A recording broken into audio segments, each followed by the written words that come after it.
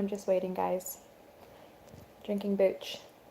I do about a quarter cup a week. I never go crazy because there's sugar, but this is a Cove kombucha. It's from Nova Scotia in Canada.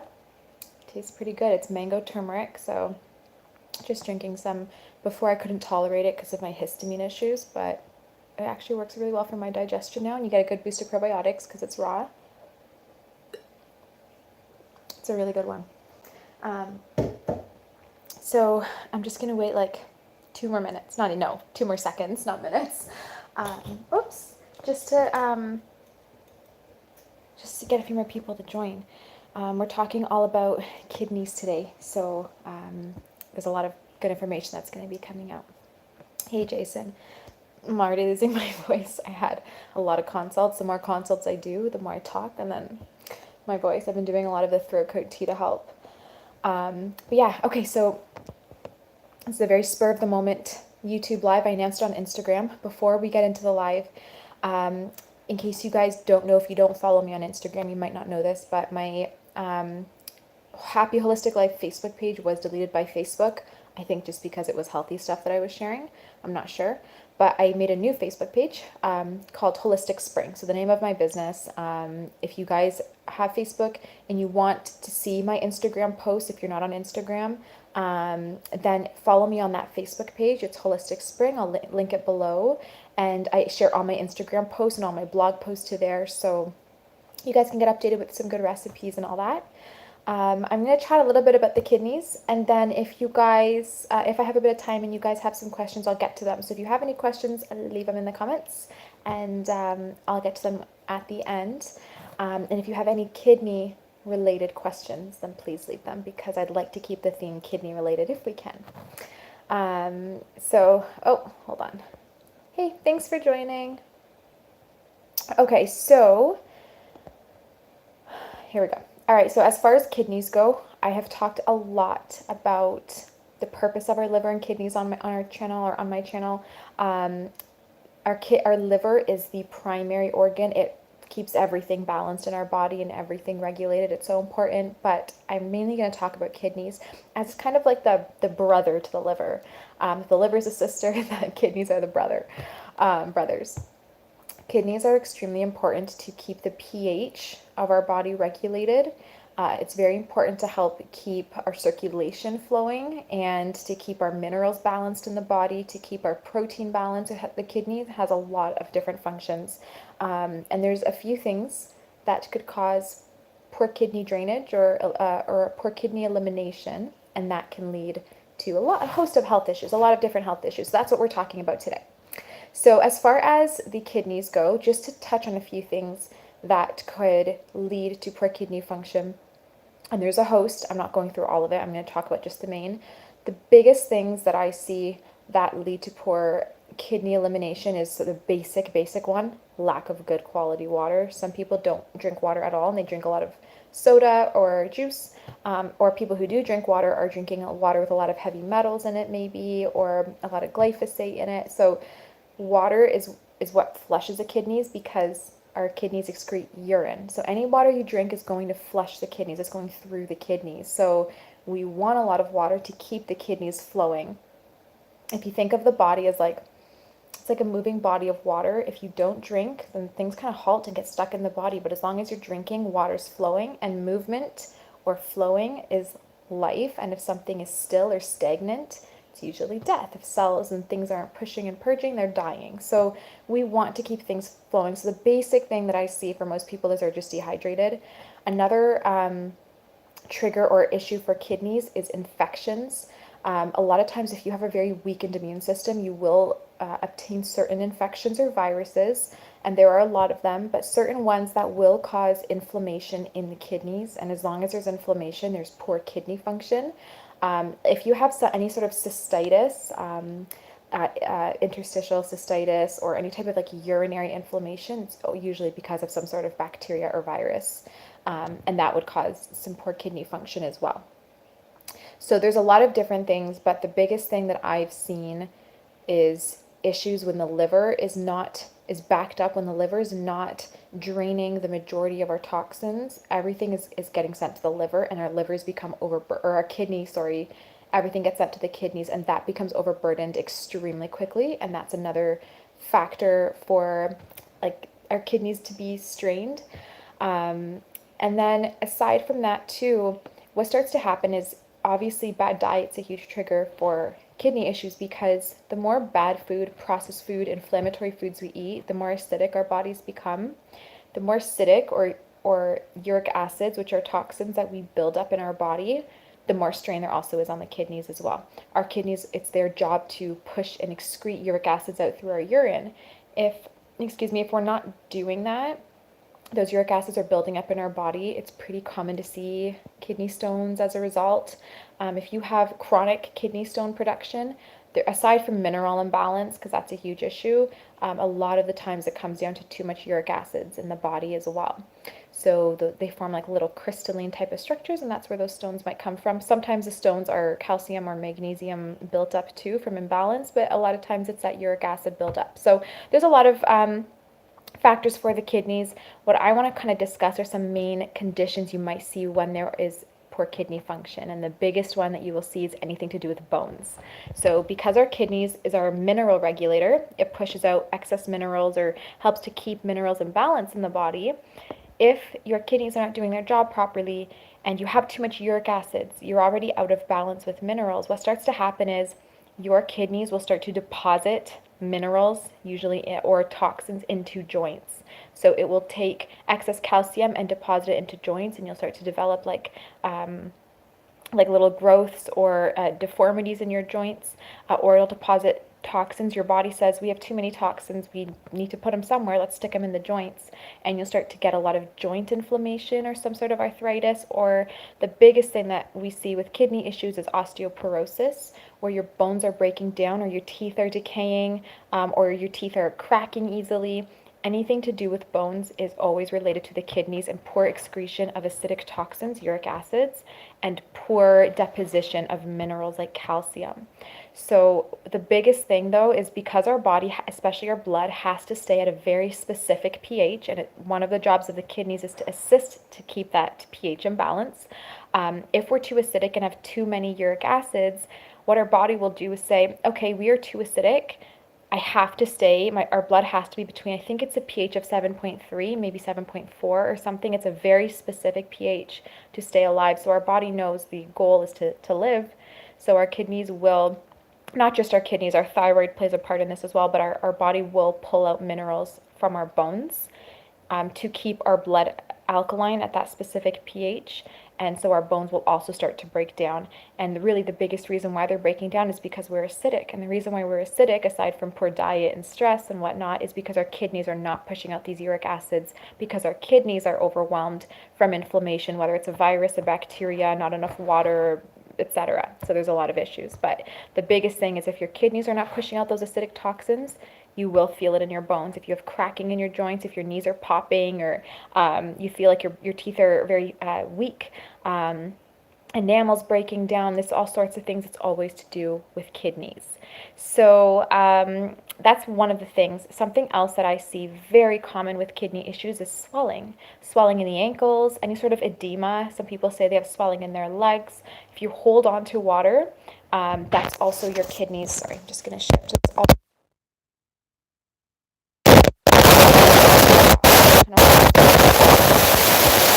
and as long as your kidneys aren't eliminating, your body's holding on. And if your body's holding on, you'll have that swelling or that edema. Obviously, a lack of protein is another issue, but that's also is another issue for swelling or edema.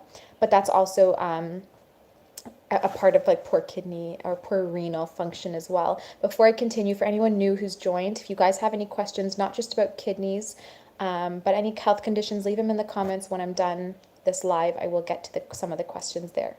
So the biggest thing is if you're acidic, if you have any skin issue whatsoever, so psoriasis or eczema, any display in the skin, it's related, of course, always liver. Liver's the first, but the big thing is kidneys. You need to get that kidney function happening, toxins flowing.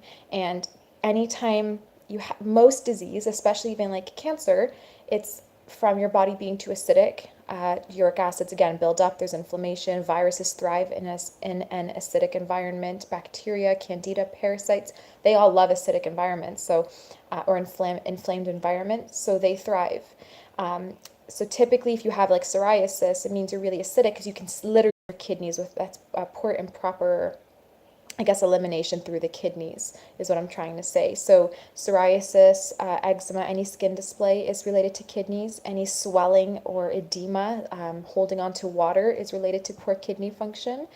Any bone issue, again, whether it's teeth breaking down, enamel breaking down, teeth cracking, bones cracking, breaking, fracturing easily, any bone issue, osteoporosis, all of that, even bone cancer, all of that's to do with your kidney function, a lot of it.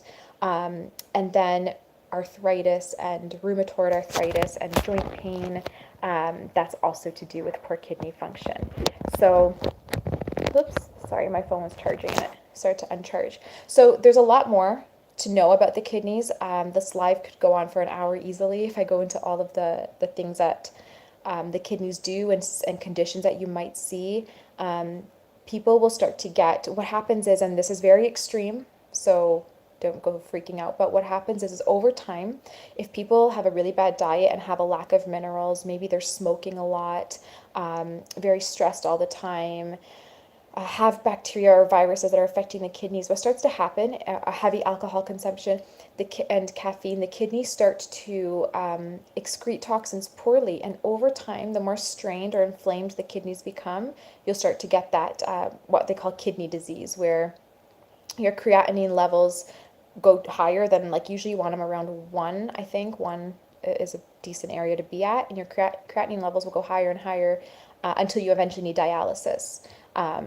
So what we are trying to do with homeopathy, or just even some kidney remedies, there's lots out there, is what we want to do is get our kidneys to start excreting these uric acids, these toxic substances, get the bacteria or virus that are causing inflammation to our kidneys out. If there's kidney stone buildup, you want to get that out as well by balancing your minerals, again, purging uric acids. The more you get your kidneys functioning, the healthier you will be, the less swelling you'll have, the less bone issues you'll have, because your pH will be balanced in your body. You'll have the acidic stuff out, you'll start to consume minerals, which will realkalize, it'll help nourish your bones, your kidneys will be flushing, things will be really great. So there's a few things that I like to do for the kidneys. There are a lot of remedies out there. Always, as you guys know, just being a homeopathy practitioner, it's where I just tend to lean towards. My favorite is using homeopathics for drainage specifically, because they are the most effective at purging those toxins. But there are other things you can do either in the meantime or kind of in place if you can't access homeopathy or homeopathics. And a few things is you want to do a kidney flush. So there's a lot of foods that I recommend that are great for kidneys. Things like coconut water that's high in minerals would be great. Things like your ginger or a little bit of like cilantro, that kind of stuff are all great for the kidneys. Dandelion is fantastic for kidneys. But what I really like is, I think it's from Omega Alpha. I've talked about this before. It's called, I think it's just called Kidney Flush. And I think it has things like wild yam and dandelion and some herbs that's kind of like steeped. So it's almost like a tea in a bottle. And you would just drink that daily, and that does support the liver to push things out, the kidneys. My brain's everywhere. The kidneys to push toxins out.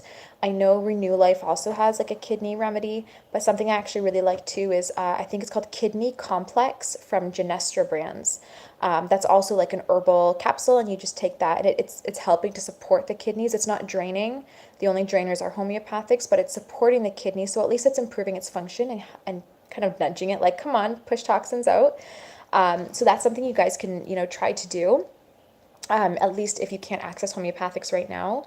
Ideally, at some point in your life, you would want to do homeopathic drainers for the kidneys, because I think everyone needs to be on them at some point. But I know maybe the country you're in doesn't do homeopathy, so then in that case, just go for at least an herb or some sort of support. Even if you just drink like a kidney supporting tea, there are lots out there that are literally called kidney tea or something. Go on Amazon, find something that's organic, and drink a cup a day, or a month on, month off. As long as you have that knowledge that your kidneys need to be supported, because if you think how many times you pee in a day, how many times you go to the bathroom, it's pretty often. And anytime you're peeing, that's your kidneys at work. And it's not just water that's being excreted through the kidneys, it's proteins and there's minerals and there's toxins and all sorts of things that are being dumped out of your kidneys. Your kidneys are working hardcore all day, every day. They don't get a break. So if you're thinking like how many times you pee, even if you only pee 4 times a day, it's still a lot. It's still a lot of work your kidney has to do. So you want to make sure that you're supporting it. Just like your liver does 500 to 600 different functions every second, you want to make sure you're supporting your liver. Kidneys are just as important.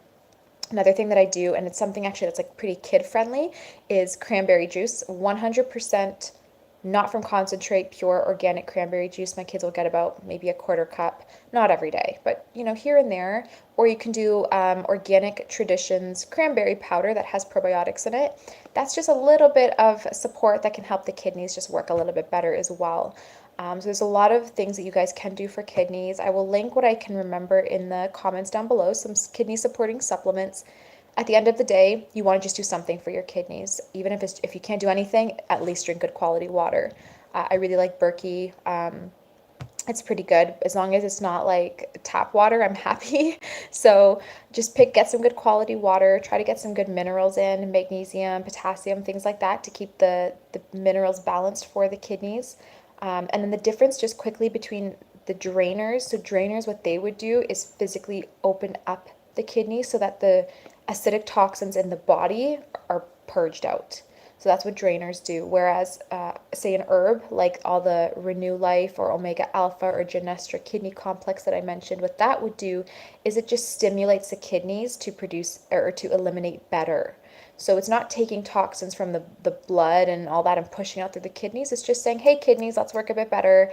I'm here to support you, and your kidneys will do as much as they can.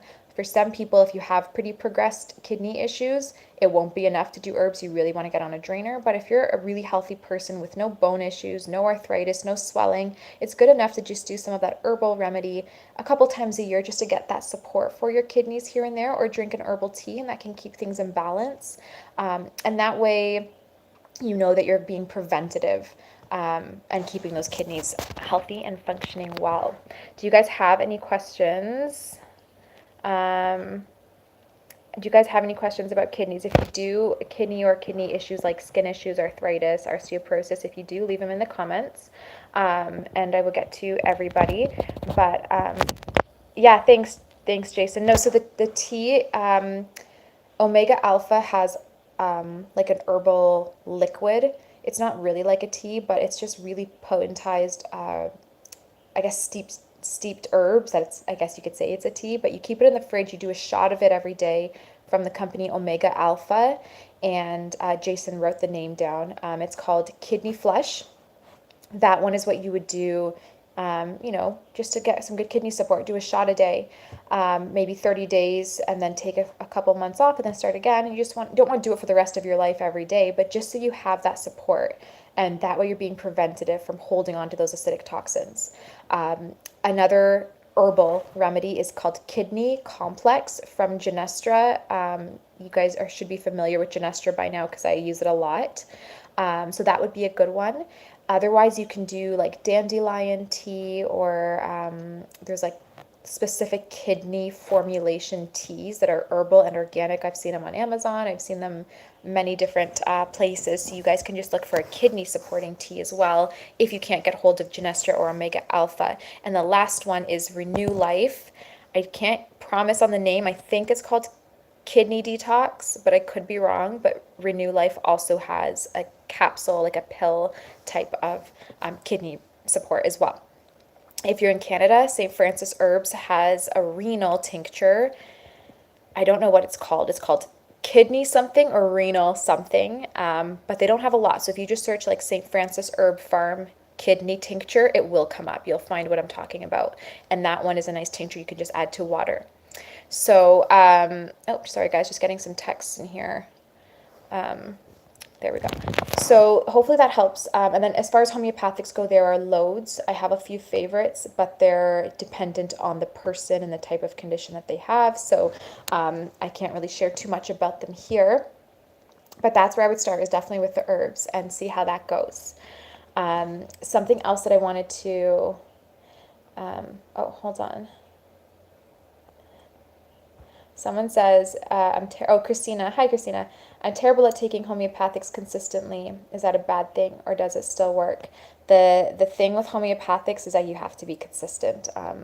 And the reason why is like, and I give this scenario to a lot of people, so I hope it makes sense. If you're confused when I'm done with the scenario, then, or the analogy, then please let me know and I'll try to clarify more. But what kind of happens is, and it works just with, honestly, with all supplements, not just homeopathics, but mainly homeopathics as well as, say you go and buy a huge mansion, like a massive house, and you have to paint the house top to bottom, and your friends come in and say, let's help you paint the house. Everyone brings some paint, some rollers, you all start painting, it starts going pretty quickly, and you're like, yay, the house is progressing, things are looking better. But then your friends say, there's too much work to do, I'm going to stop, and they take the paint and they leave. Can you paint the house anymore? Probably not. It's probably so overwhelming you would stop. You wouldn't be able to do it on your own because you have this mansion that has to be painted. And if you picture the house or the mansion as your body and your friends as the supplements, if your friends are there, if you're taking supplements consistently, you can do things really well. But as soon as your friends leave or you stop the supplements, it's too much for your body to do on its own, so it stops detoxing. So if you're not consistent, you start and you stop, you start and you stop, nothing really progresses in the body, so it's really hard to see a lot of improvement. So yes, you want to be consistent with the homeopathics. If you can't do it, usually they're all taken 3 times a day. If you can't do 3 times a day, you want to at least try to do 2 times a day, but I wouldn't go less than that. If you're sick or something major happens, you miss like a 1 day once in a while, it's okay. But as long as you're on a specific protocol, you want to keep going. So hopefully that helps and that scenario makes sense. If not, let me know. So what does it mean for my kidneys when my blood results come back as low creatinine? So if it's high, it means your kidneys aren't functioning, but the same could also be if it's low. I have found a lot of people to have low creatinine levels, and it means their kidneys are not regulating. What I would do would be getting on a kidney complex, because if your levels aren't in balance or if they're super low, it also means that your kidneys aren't functioning well. So I would get on a kidney complex and get those kidneys up and running again and working well, and making sure that they're purging those acidic toxins and keeping the body mineralized in the right proportion and the right pH, and their creatinine levels should balance out over time. That's just what I would personally do. Tips for coming off of a fast. Kai, are we talking about like intermittent fasting or like a 3-day water fast? Because it depends like on the type of fasting that we're doing. So if you can clarify, then I might be able to answer a little bit better. Just seeing if there's any more. Okay, no more questions. So the one last thing I want to touch on, if you guys have anything else, put them in the comments. Otherwise, I'll sign off when I'm done touching on this last point that I wanted to bring up. Something that people say to me all the time, and I really want to touch on this because I think it's really important, is they say, I am fairly healthy, I'm not too stressed, I eat decently well, I don't really drink alcohol, I don't do drugs, don't smoke, like my life is pretty good. I don't see why either I have the symptoms that I do, like why am I feeling sick, or why is it taking so long for me to feel better, why do I need to do any support at all? And I tell everyone, like, in my honest opinion, that I personally think that everybody should be on liver and kidney support, if not all the time, at least a few times a year. And the reason is you can do everything right in terms of your health. You can try to balance your stress levels, you can eat as clean as you can and all that. But at the end of the day, our world right now is so bombarded with so many awful toxins that our liver gets overwhelmed. If you think about just glyphosate alone in our drinking water, if you're drinking tap water or even reverse osmosis, it doesn't clear glyphosate out of your water. So if you're drinking glyphosate, glyphosate's the #1 toxin, and there are studies to prove it. If I can find the names of the studies, I will try to link them in the description box as well. I've just recently read some studies that have scientific proof that glyphosate is the #1 toxin or killer for our liver and kidneys. If there's anything that's going to damage your kidneys and cause kidney disease and liver issues, it's glyphosate. And it is sprayed on everything and it's everywhere. And even if you're like, oh, I only eat organic, if you ever live anywhere near a farm or you are drinking regular water, just because of the water tables, if there's farms near you that are sprayed, or even not near you, if it rains where you are, the glyphosate evaporates into the rain, into the sky, and then rainwater comes down and now you're drinking rainwater. If you're in a cistern, same thing. So you're getting glyphosate in the water from the water tables, from the evaporation. If you live near a farm and they're spraying, it's definitely in the air, so you're breathing it in. So glyphosate's the number one. It's everywhere, and honestly, most people don't eat fully organic, so you're still getting that exposure. So that's one of the biggest things. The second thing is, at least for me, almost all the females I know wear makeup, and most of the time it's your conventional cosmetics, and there's nothing wrong with that, but they are heavy, like fully loaded with lead and all sorts of other toxins and heavy metals that are extremely damaging to our liver and our kidneys. And for men, they wear hair gels, shaving creams, aftershave, deodorant. Same for women. They are heavily loaded with toxic, like carcinogenic fragrances. When they make these fragrances, they are chemically formulated and known to be carcinogenic. They strain the liver as well. That's just some. On top of that, we're using Bath and Body Works candles, which smell like heaven, or Yankee Candle. They all smell great, but they're toxic. We're using, and I used to use them a lot, and I know they used to give me really bad headaches. We're spraying our house with Febreze. We are painting our walls with paint that's high in VOCs, which is like a mold toxin. So this is just a few examples. We're getting vaccinated, which have toxins in them, and it's not, if you want to get vaccinated, that's totally fine. But at the same time, you do have to acknowledge that there are bad ingredients. I mean, even the pharmaceutical companies can't deny that they're not the best ingredients in there, because that would just be kind of ridiculous if they did. Like, we all know that they're not the best ingredients. So if you are getting vaccinated, you are getting that exposure to heavy metals and toxins, and the list goes on. If you've taken Advil or Tylenol in your life, or NSAIDs. So my point is that there are so many toxins we are exposed to day to day. Even if you are the healthiest person, like I consider myself to be extremely healthy, and I still am exposed to a ton of toxins. I wear non-toxic makeup. I never have those toxic candles in my home and etc. But I still go outside in public where I'm breathing car fumes. I go to Toronto where it's a very busy city and a lot of people and a lot of pollution. You're breathing that in. So at the end of the day, anything that enters our body gets sent to our liver and kidneys to be excreted. So if you think of all of these toxins, our liver and kidneys were not designed to handle this heavy toxic load. You think way back when the pollution was much lower, before all of this like industrialization was happening, we weren't exposed to half of the toxins that we are exposed to now. Things were much more natural. People used real wool for clothes and things like that, nothing synthetic. So now in today's day and age, we're exposed to a lot of toxins. It's impossible to avoid. It is damaging our liver and kidneys, and I think everyone has to be on liver and kidney support. And so the problem then comes is when they say, well, why is it taking so long for me to feel better? Or, I've been working for, say, a year. I have a lot of clients actually who've been working over a year with me, and they're feeling better, but they're not where they want to be. And they're like, I don't get it. Why is it taking so long? And at the end of the day, it's honestly just because we're exposed to such heavy amounts of toxins. But my point, and the last point I will say before I'm done with this rant, is that glyphosate is the number one toxin that's damaging our liver and kidneys and harming our body. And it's hard to avoid. Do the best you can to eat organic. Organics are still sprayed with organic pesticides. I honestly don't know what's in those, but there's got to be some sort of chemical in those, even if it is organic. But at least there's no glyphosate, which is nice. But if you ever eat outside of the house, you're exposed to it, which it's impossible to avoid. But the biggest thing is your water. If it's tap water, if it's reverse osmosis, most waters have glyphosate. I've been using Berkey lately for the past few months because it's one of the few filters I know of that eliminate glyphosate from the water. So that's a big thing you want to keep in your mind. Where do you live? We actually live right across the street from a big farm, and we see them spraying all the time, and it stresses me out so bad. But it's almost impossible to avoid now because it's everywhere. You drive throughout the country and you're seeing the fields being sprayed. It's really hard to eliminate. But that's one of the biggest things, is if you're still exposed to these toxins, as much as you're eliminating from the body, if they're still being reintroduced, you still always have a degree of toxicity, and it's really hard to improve at that point. The more strained your liver and kidneys are, the harder it is. And especially when I see people with digestive issues and chronic digestive issues, and no matter what we're doing, it's like their digestion is still really bad. It's always to do with strain on the liver.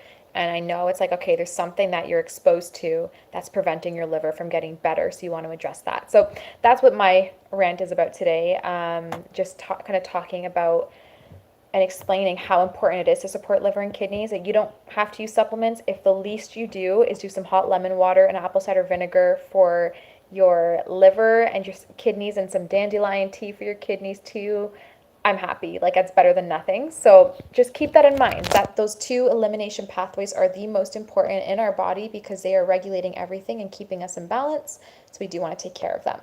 I'm just going to see if there's any questions and then I will be signing off. 48-hour water fast. If you're coming off a water fast, do not introduce food too quickly. It will cause digestive issues. My favorite thing to do coming off a water fast is something very bitter. I like doing Canadian bitters, but you could do a little bit of a black walnut tincture, a little bit of ginger, or some apple cider vinegar, something to stimulate your stomach and your pancreas and all of that to start secreting these enzymes and gastric juices that we want, and then introduce a meal. And I love my first meal coming off a fast to be something pureed or broken down. So a hot soup or a hot pureed soup or a smoothie, something that's really soft and easy to digest. And then after that meal, then go into like a good size, healthy meal, nice and big. And that should be good. But definitely go slow and start with those bitters so you get that digestive support. Any thoughts on Chanca Piedra, and would you say berberine is one of the most important supplements to combat a candida infection? Berberis, Chanca Piedra, I don't use too much, so I have to be honest about that one. I've maybe used it once back when I had psoriasis, so I don't know too much about it. But Berberis, which I think is similar to berberine or called berberine, is great for the kidneys. It's a good kidney supplement that I will recommend to a lot of people. It's good for the liver as well. It could potentially combat candida, but it's not my choice personally for candida. If it's a candida issue, I prefer much stronger antifungals like Pau d'Arco or some black walnut with a little bit of wormwood and clove, or like an MCT oil, caprylic acid. That's what I would go for candida.